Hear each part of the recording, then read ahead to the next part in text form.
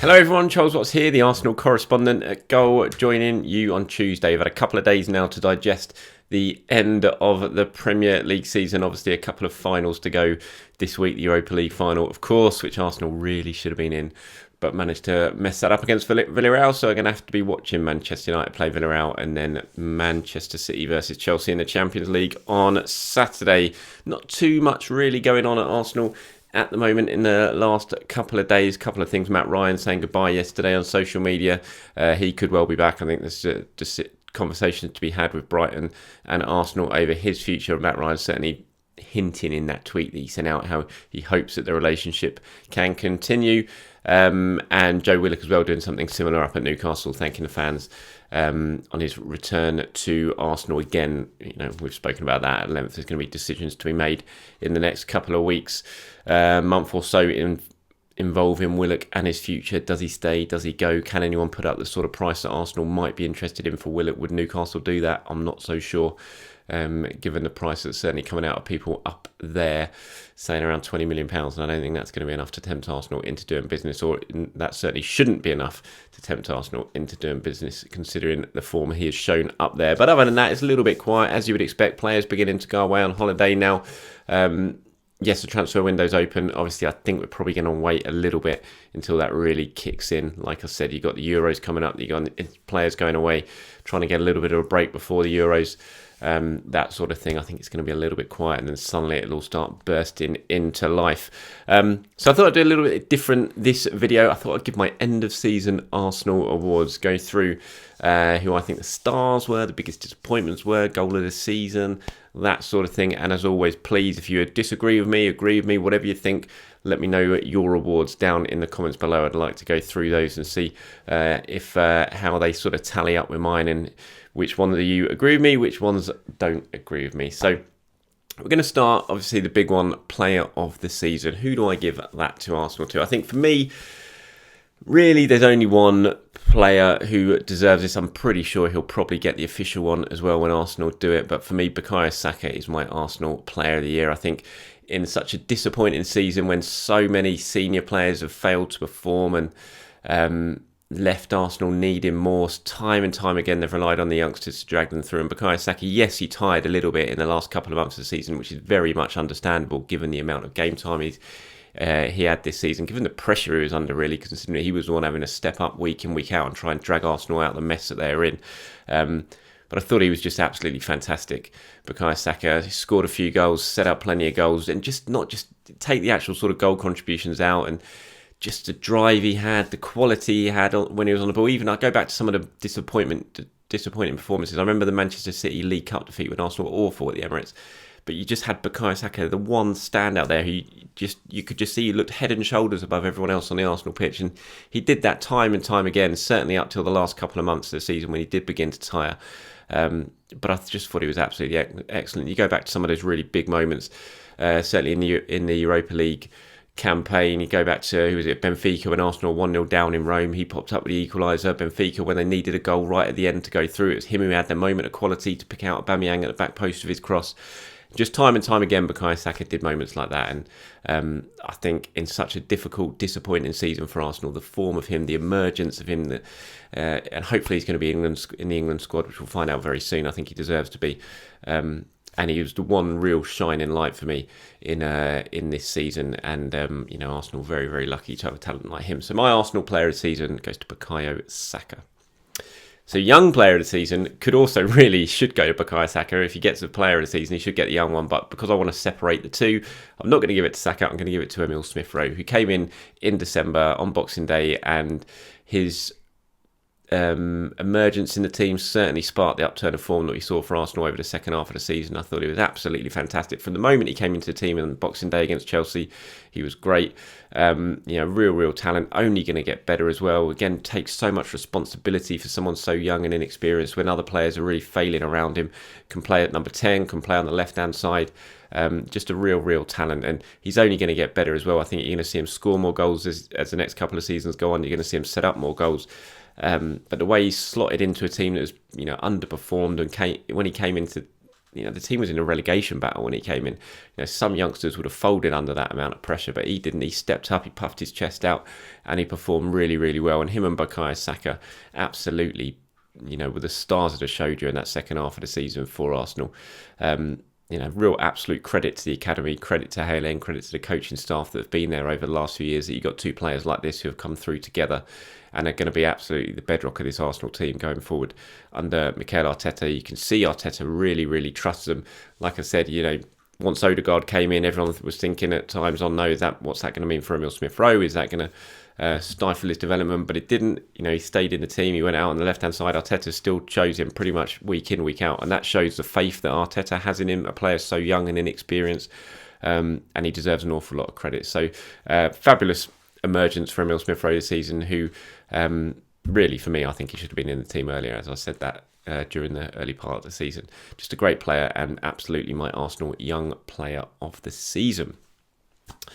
Goal of the season. Now, this is not the easiest one. I was thinking about this quite a lot before I came on here today, and there's a few. I don't think there wasn't any absolute, real standout, spectacular goals this season. I don't think any of them are going to really trouble the main Premier League awards or anything like that. You haven't got a Giroud scorpion kick type one in there, but there was a few good goals that deserve honourable mentions for me. Mohamed Elneny's thunderbolt against Dundalk in the away game, absolutely brilliant goal by Elneny. Scored a couple of those this season. Rapid Vienna, Alexander Lacazette at the Emirates, that thunderbolt as well from long way out, swerved all over, beat the goalkeeper. Nicolas Pepe again against Dundalk, all these in the Europa League. That right foot he took just after half time at the Emirates, when he sort of shifted it on his left and then smacked it on the right foot from just outside the area into top corner. I thought that was a fabulous goal by Pepe. The technique he needed there to really sort of pull it off. But my two goals of the season, I was sort of umming and ahhing about this, and not the spectacular long range strike. They were the team goals. They're the goals I always love, I have to admit. I love these sort of goals, proper Arsenal goals. And there was two of them that really stood out for me in this season. And the first one was Smith-Rowe, he set it up, Bukayo Saka against West Brom in the 4-0 win at the end of December. Really brilliant team move involving sort of Saka, wasn't it? Lacazette, Smith-Rowe, just real sort of 1-2 touch passing, sliced West Brom apart, and then Smith-Rowe crossed it in and Saka tapped it in at the back post. Thought it was a great goal. Kieran Tierney also scoring a really good goal in that game. But I think this one just tops it for me, and this is what I'm putting down as my Arsenal goal of the season. It's Alexander Lacazette's goal against Sheffield United at Bramall Lane in the Premier League. It was the first goal of that game. 3-0 Arsenal won, didn't they? And again, just a really superb team goal that it was one of those ones that when it went in, I just started laughing to myself in the stands because it was just such a good move and so well executed. Lovely 1-2 touch football again. Bukayo Saka involved. Dani Ceballos with that lovely little flick. Laka had started the move, running onto it and slotted it in past the goalkeeper. Just a really good quality team goal. Crisp move. Perfectly executed and great finish from Alexander Lacazette. So my Arsenal goal of the season is Lacazette's goal against Sheffield United at Bramall Lane. All right, let's get into best performance of the Arsenal season. Now, there's not too many of these. You can probably count them on one hand, really, certainly at home. There's a couple in the Premier League this season that I thought were really good. Tottenham, Arsenal were excellent in that North London derby win when they won 2-1. Really good performance. Chelsea on Boxing Day when they sort of ended that horrible run with that win.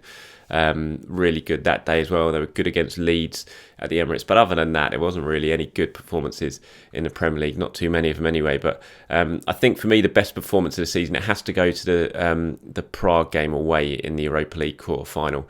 Considering it was 1-1 after the first leg at the Emirates, Arsenal hadn't played well. Prague have got such a good home record, and a lot of people were expecting Arsenal to potentially slip up there, and they absolutely blew Prague away. 3 goals in the first 20 minutes, had a goal disallowed as well, ended up winning it 4 when Lacazette scored in the second half as well. It was just a really excellent performance there from Arsenal. We went there, sent a real message out with that one, and I thought it was hands down Arsenal's best performance of the season. I think we were all really happy after that one. Just dominated from the start. Really good attacking football. Prague just sliced apart time and time again.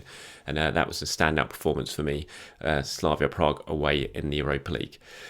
So from best performance, let's go to most improved player of the season for me. And I'm going to give this one to Nicolas Pepe. I thought he wasn't. I didn't think he was terrible in the first season, but there was certainly a lot of question marks over him in that first season. But I thought this season, especially the way he's ended it, really, really impressive. 16 goals for Nicolas Pepe this season, 5 assists. That's 21 direct goal involvements for him. No one else has got higher than that at Arsenal. Those goals in the end of the season in the Premier League as well, stepping up. And he just started to look a real player. 72 million, to take that price tag away, forget about it. It's always mentioned with him, and it's understandable because of how big it was. But that's kind of what he's always compared to. But I think if you take that away and just look at his performances this season and the improvements he's made, when you look at his numbers, his work rate as well, certainly in the second half of the season, really buying into, I feel, what Arteta is trying to put into Arsenal.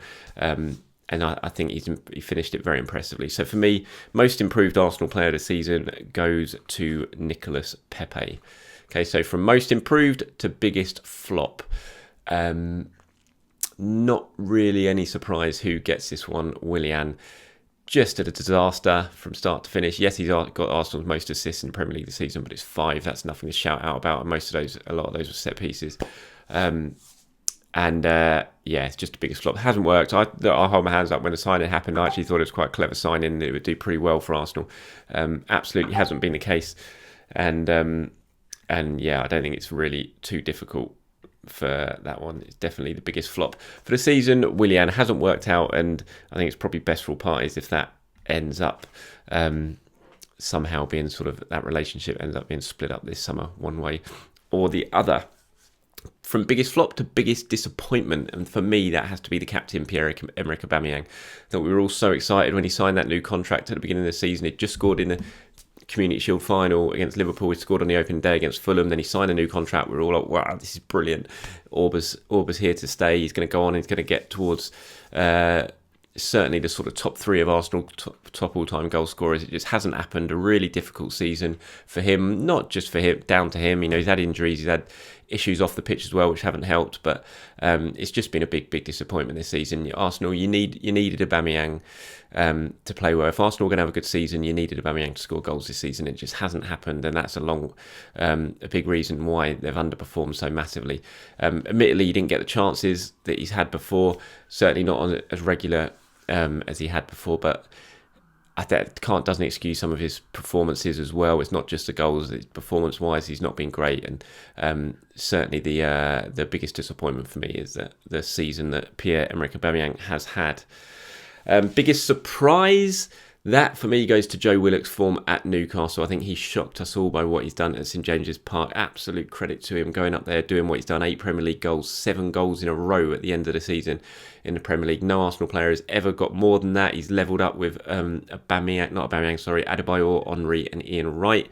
No one's ever scored in 8 Premier League games in a row, so it'll be interesting if Willock does stay and he features in the first game of next season. He could break that record. Just brilliant loan spell, absolutely sensational. They love him up there. And he's certainly given Arsenal a really difficult decision to make this summer in terms of his future. So fair play to Joe Willock. He is my biggest surprise of the season.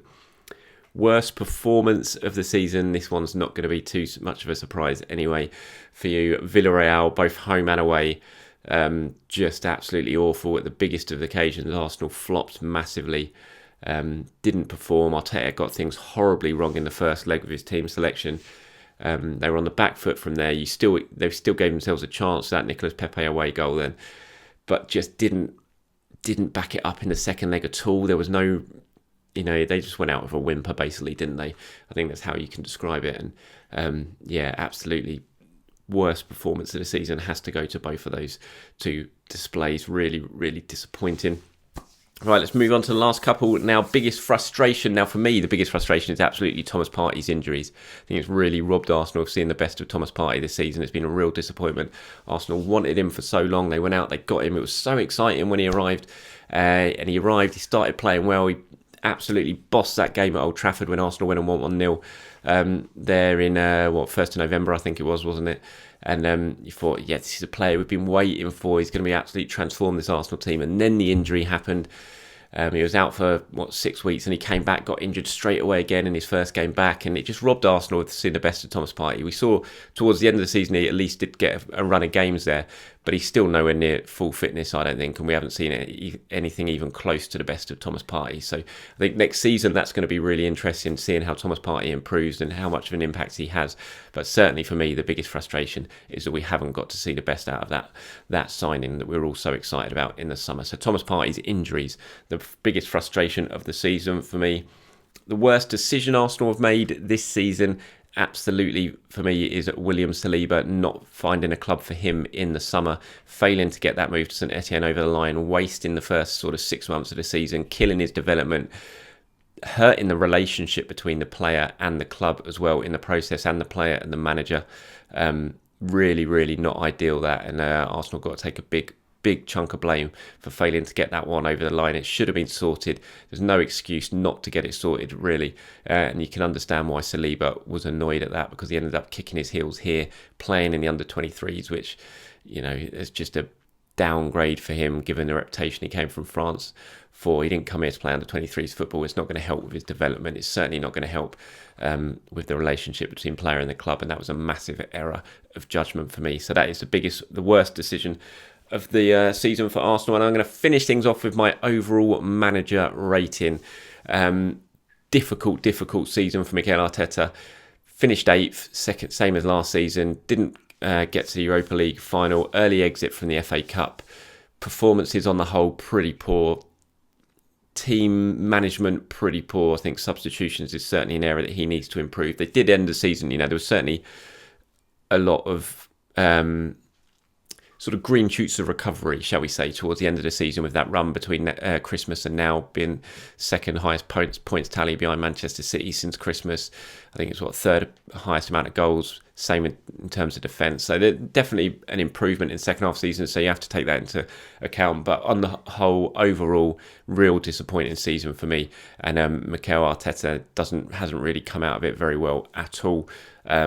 But there are a few positives, but for me, I'm going to give Mikel Arteta 5 out of 10. Absolutely huge room for improvement for him. And if he doesn't start next season well, he's going to be under an awful lot of pressure.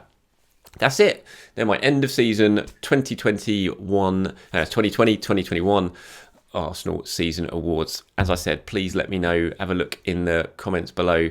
Tell me what you think. Do you agree with me? Do you disagree with me?